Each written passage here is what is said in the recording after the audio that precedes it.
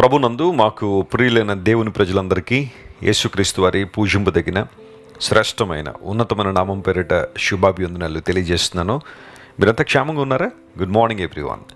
యేసు ప్రభు వారు మీ జీవితంలో మేలు చేయాలని, ఆయన కృపలో మీరందరూ వర్ధిల్లాలని ప్రతిరోజు మీకోసం పట్టుదలగా ప్రార్థన చేస్తున్నాను. యేసు ప్రభు వారి లోకంలో ఉన్న కాలంలో చెప్పారు, నేనే మార్గమును సత్యమును జీవమును అనే మాట. ప్రపంచ చరిత్రలో ఏ ఒక్కరు కూడా ఆ మాటను చెప్పలేదు. ప్రభువారు తన యొక్క ఉన్నత్యాన్ని, తన దైవత్వాన్ని అనేకమైన స్టేట్మెంట్స్ ద్వారా ఆయన బయలుపరిచారు. బైబిల్ మనం జాగ్రత్తగా చదువుతున్నప్పుడు యేసు ప్రభు దైవత్వాన్ని మనం అర్థం చేసుకుంటాం. యేసు ప్రభు మన కోసం ఈ లోకానికి వచ్చారని, ఆయన శిలువలో మరణించారని, పునరుత్థానుడై తిరిగి లేచారని నమ్మడంలో మనందరికీ రక్షణ ఉంది, ఆత్మరక్షణ ఉంది. మీరందరూ కూడా ఆత్మరక్షణలో ఎదుగుతూ బలపడుతూ దేవుని మహిమార్థమై మీరు కొనసాగుతున్నందుకు మిమ్మల్ని అందరిని బట్టి నేను ప్రభువుని స్తుతిస్తున్నాను. ప్రతిరోజు ఒక వాగ్దానాన్ని బైబిల్ నుంచి మనం ధ్యానం చేస్తున్నాము.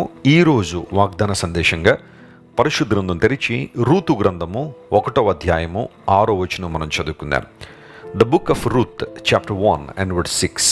వారికి ఆహారం ఇచ్చుటకు యెహోవా తన జనులను దర్శించెను అని ఆమె మోయాబు దేశములో వినెను గనుక మోయాబు దేశము విడిచి వెళ్ళుటకై ఆమెయు ఆమె కోడండ్రును ప్రయాణమైరి. రూతు గ్రంథం బైబిల్లో చాలా ప్రాముఖ్యమైన గ్రంథాల్లో ఒకటి. పరిశుద్ధ గ్రంథంలో 2 గ్రంథాలు స్త్రీల పేర్ల మీద ఉన్నాయి. అందులో ఒకటి రూతు గ్రంథము, రెండవది ఎస్తేరు గ్రంథం. రూతు ఒక మోయాబీయురాలు, మోయాబు దేశానికి చెందిన స్త్రీ. అయితే ఆమె తీసుకున్న కొన్ని నిర్ణయాలను బట్టి దేవుడు ఆమెను అద్భుతమైన స్థానంలో ఉంచారు. సాక్షాత్తు యేసుక్రీస్తు ప్రభువారి వంశావళిలో రూతు స్థానాన్ని దక్కించుకుంది. ఆమె తీసుకున్న నిర్ణయం అంత గొప్పది. రూతు గ్రంథములో రాయబడిన చరిత్ర అంతా మనకు తెలుసు. బెత్లెహేంలో నయోమి మరియు ఆమె భర్త ఎలీమెలెకు వారిద్దరు కుమారులు బెత్లెహేమును విడిచి మోయాబు దేశం వెళ్ళిపోయారు. కారణం ఏంటంటే బెత్లెహేములో కరువు వచ్చిందని. ప్రజలందరూ అక్కడే ఉన్నారు, కానీ వారైతే ఇంకా ఉన్నతమైన స్థానం వెతుక్కుంటూ సమృద్ధి గల చోటు వెతుక్కుందామని చెప్పి మోయాబును చూసి ఆకర్షించబడి అక్కడికి వెళ్ళిపోయారు. 10 సంవత్సరాల్లో వారి జీవితం అంతా కూడా తారుమారైపోయింది. వారు అనుకున్నది ఒకటి, జరిగింది మరొకటి. అయితే ఒక రోజున నయోమికి ఒక శుభవార్త వినబడింది. దేవుడు తన జనులను దర్శించెను అని ఆమె విన్నదట. ఎందుకు దర్శించాడంటే దేవుడు వారికి ఆహారం ఇచ్చుటకు వారిని దర్శించెను. రూతు గ్రంథ ప్రారంభంలో మనం చూస్తే ఆ ప్రాంతంలో న్యాయాధిపతులు ఏలిన కాలంలో కరువు వచ్చింది అనే మాట ఈ రూతు గ్రంథం ప్రారంభించబడింది. అసలు ఎందుకు కరువు వచ్చింది, ఫ్యామిన్ అనేది ఎందుకు ఆ ప్రాంతంలో వచ్చింది అని ఆలోచన చేస్తే న్యాయాధిపతుల గ్రంథం చివరి మాటను మనం చదివితే ఆ దినముల్లో వారికి రాజు లేడు, ఎవరి ఇష్టానుసారంగా వారు ప్రవర్తించుకుంటూ వచ్చారనే మాటతో న్యాయాధిపతుల గ్రంథం ముగించబడుతుంది. ప్రజల యొక్క స్వయిష్టము, వారి సొంత ఇష్టాలు, దేవుణ్ణి విడిచి దుర్మార్గంతో ప్రవర్తించిన తీరు ఆ ప్రాంతం మీద కరువు తీసుకుని వచ్చింది. చాలాసార్లు మన జీవితాల్లో కూడా దేవునికి వ్యతిరేకంగా, ఆయన చిత్తానికి వ్యతిరేకంగా ప్రయాణం చేస్తున్నప్పుడు, ఆయన వాక్యానికి వ్యతిరేకంగా ప్రయాణం చేస్తున్నప్పుడు శ్రమ, కష్టం, కరువు, ఇబ్బంది అనేవి వస్తూనే ఉన్నాయి. ఎందుకోసం అంటే వెలుగైన దేవుణ్ణి మనం విడిచి వెళ్ళిపోతున్నామంటే చీకటిని కోరుకుంటున్నట్టే. సమృద్ధినిచ్చే దేవుణ్ణి ప్రక్కన పెట్టేశారు, ఇష్టానుసారం జీవించారు కనుక వారి జీవితంలో కరువు వచ్చింది. ఆ కరువు కొన్ని సంవత్సరాలు కొనసాగిన తర్వాత దేవుడు మరలా తన ప్రజలను దర్శించారు. ఆయా సందర్భాల్లో దేవుడు మన పాపాన్ని బట్టి, మన యొక్క అపరాధములను బట్టి మనల్ని పూర్తిగా చేయి విడిచిపెట్టాలి. కానీ ఆయన కృపాసత్య సంపూర్ణుడు గనుక, కృపా సమృద్ధి కలిగినవాడు గనుక, వాత్సల్య సంపూర్ణుడు గనుక కేవలం తన కృప ద్వారా మరలా మనల్ని మంటివారు మన జ్ఞాపకం చేసుకుని తన కృపను మన మీద ఆయన కృమరిస్తూ ఉంటారు. తన ప్రజలను దేవుడు దర్శించాడు. వారికి ఆహారం ఇవ్వాలని, వారికి సమృద్ధిని ఇవ్వాలని దేవుడు దర్శించాడు. దేవుని బిడ్డలారా, ఈరోజు ఇదే వాగ్దానాన్ని లేఖనాల నుంచి మనం తీసుకుందాం. దేవుడు మనలను దర్శించువాడు. Our God is the one who visits అస్.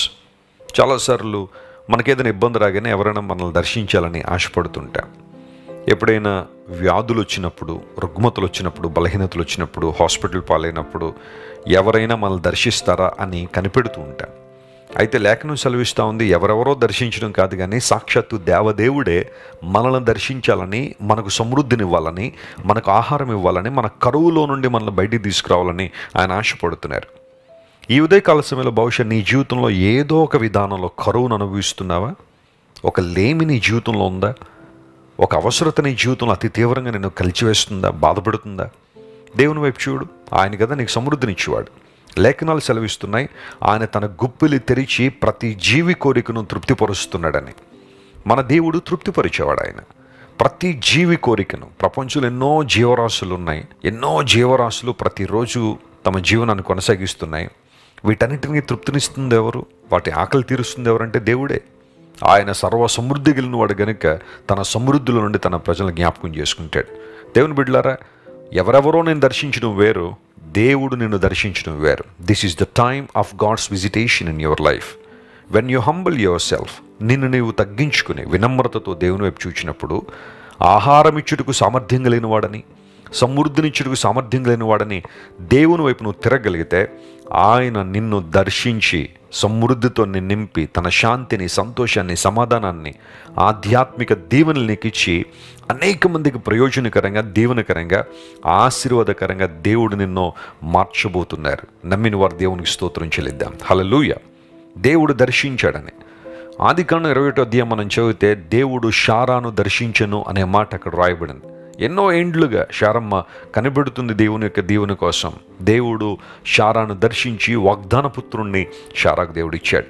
ఈరోజు బహుశా నీవు కూడా సంతాన లేమితో ఉన్నావా? ప్రార్థన చేయి. దేవుడిని ప్రార్థన వింటున్నాడు. ఆయన నేను దర్శించబోతున్నాడు. ఆయన దేవుని కార్యాలను నువ్వు చూడబోతున్నావు స్పష్టంగా. అంత మాత్రమే కాదు, సమూయేలు గ్రంథం 2వ అధ్యాయం చదివితే దేవుడు హన్నాను దర్శింపగా అనే మాట అక్కడ ఉంటుంది. హన్న ఒక కుమారుని కోసం ప్రార్థన చేసింది. అయితే దేవుడు సమూయేలుని ఇచ్చిన తర్వాత హన్నాను మరలా దర్శించినప్పుడు హన్న మరికొంతమంది బిడ్డలకు జన్మనిచ్చినట్టుగా లేఖనాలు మనం చూస్తున్నాం. ఎఫెసీ 3:20 ఎప్పుడు మర్చిపోకండి. మన అడుగు వాటన్నిటికంటే, ఊహించు వాటన్నిటికంటే అత్యధికంగా చేయగల శక్తిగల దేవుడు మన దేవుడు. హన్న ఒక్క కుమారుని అడిగింది, కానీ దేవుడు ఆమె గర్భాన్ని తెరిచి మరికొంతమందిని ఇచ్చాడు. ఈరోజు నిన్ను సమృద్ధితో నింపాలని ఆశపడుతున్న దేవుడు నిన్ను దర్శించాలని, నీ కుటుంబాన్ని దర్శించాలని ఇష్టపడుతున్నారు. Can you allow him? ఆయన్ను ఆహ్వానించగలవా? ఆయనకు చోటు ఇవ్వగలవా? నీ జీవితంలో అద్భుతాలు చూస్తావు. ఈ వాగ్దానాన్ని ఈరోజు క్లెయిమ్ చేసి ప్రభువును స్తుతించండి. బలమైన కార్యాలు మీ జీవితంలో జరుగును గాక. ప్రార్థన చేసుకుందాం. ప్రేమగల తండ్రి, ఆనాడు నీ ప్రజలను ఆహారం ఇచ్చుటకు దర్శించావని వాక్యంలో మేము చూసాం. అవునయ్యా, చాలాసార్లు ఎవరెవరో మమ్మల్ని దర్శించాలని చూస్తున్నాం, కానీ నీవు మమ్మల్ని దర్శిస్తే, నీవు మమ్మల్ని ముడితే మా జీవితంలో అద్భుతాలు ఉన్నాయి ప్రభువా. ఈరోజు మా ప్రియులు ఎంతమంది అయితే కరువులో ఉన్నారో, లేమిలో ఉన్నారో, ప్రభువా సమృద్ధి కొరకు ప్రార్థన చేస్తున్నారో వారందరినీ మీరే దర్శించి పూర్ణ సమృద్ధి వరకు దయచేయండి. నూతన కార్యాల పక్షం జరిగించండి. అనారోగ్యంతో వరకు ప్రార్థన చేస్తున్నాం ప్రభువా, స్వస్థత ఇవ్వండి. విడుదల కోసం ఎవరైతే ప్రార్థిస్తున్నారో వారిని జ్ఞాపకం చేసుకోండి. నువ్వే స్తుతులకు పాత్రుడు గనుక, స్తోత్రార్హుడు గనుక సకల ఘనత నీకు మాత్రమే ఆరోపిస్తూ యేసుక్రీస్తు నామం పేరిట అడిగి వేడుకొనిచున్నాం తండ్రి. Amen. God bless you dear friends. Have a wonderful day. Christ worship centre ఓ బలమైన సంఘ ఉజ్జీవం. కొన్ని సంవత్సరాల క్రితం కేవలం 2తో ప్రారంభించబడిన పరిచర్య నేడు ప్రపంచవ్యాప్తంగా లక్షలాది మందిని ప్రభావితం చేయుచున్నది. రాజమండ్రి, సికింద్రాబాద్, బెంగళూరు, చెన్నై, నెల్లూరు, దుబాయ్, బెహ్రైన్, కరీంనగర్, విశాఖపట్నం, గద్వాల్, కొవ్వూరు, మలకపల్లి, శ్రీలంక, భూటాన్, అడ్డతీగల, పాలమూరు, ఒంగోలు, బళ్ళారి, కోరుకొండ, పోతవరం, నల్లజర్ల, వెంకటరామయ్యగూడెం, మచిలీపట్నం, ఇందిరానగర్లతో పాటు అనేక గ్రామాల్లో క్రైస్ట్ వర్షిప్ సెంటర్ ఆరాధనలు జరుగుచున్నవి. వాక్య సంబంధమైన ఉజ్జీవంలో, పరిశుద్ధాత్మ సంరక్షణలో కొనసాగాలనుకునే ప్రతి ఒక్కరికి మా ప్రేమపూర్వక ఆహ్వానాన్ని అందిస్తున్నాము. రండి, ఆత్మతో సత్యముతో ప్రభువైన యేసుక్రీస్తును ఆరాధిద్దాం. మీరు ఇంతవరకు విన్న దైవ సందేశం మరియు దేవుని సేవకులు చేసిన ప్రార్థన మీకు ఆశీర్వాదకరముగా ఉన్నదని విశ్వసించుచున్నాము. ఈ సందేశాన్ని మీ స్నేహితులకు, బంధువులకు షేర్ చేయండి. మీకు ఏదైనా ప్రార్థన అవసరత ఉన్నచో మా ఫోన్ నంబర్లకు కాల్ చేయండి. దేవుడు మిమ్మల్ని ప్రేరేపిస్తే విశ్వాసంతో సాగుచున్న ఈ పరిచర్యను ప్రోత్సహించండి. మరిన్ని వర్తమానాలు, పాటలు వినుటకు జాన్ వెస్లీ మినిస్ట్రీస్ అను మా యూట్యూబ్ ఛానల్ను సబ్స్క్రైబ్ చేసుకోనండి. ప్రభువైన యేసుక్రీస్తు కృప మీకు తోడైండును గాక.